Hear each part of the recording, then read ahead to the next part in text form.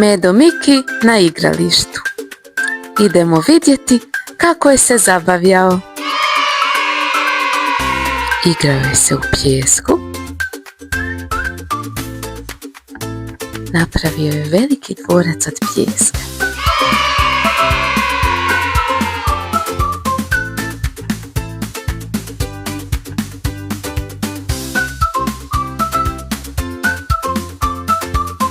Igrao je se s loptom.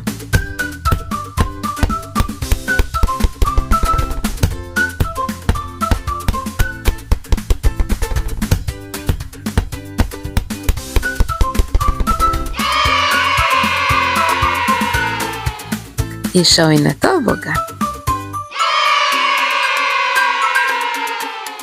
Veliki tobogan.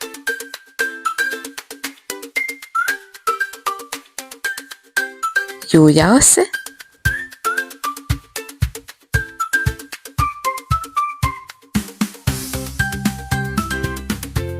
Mnogo ljuljao. Igrao je se sa krive. Gdje je Medo? Možete li vi vidjeti Medu? Medo? Evo ga! Šetao je s djecom. Pokušavao otvoriti slavinu.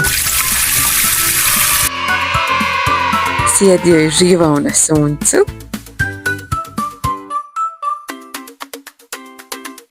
Napravio je pauzu, pio vodu, jeo užinu.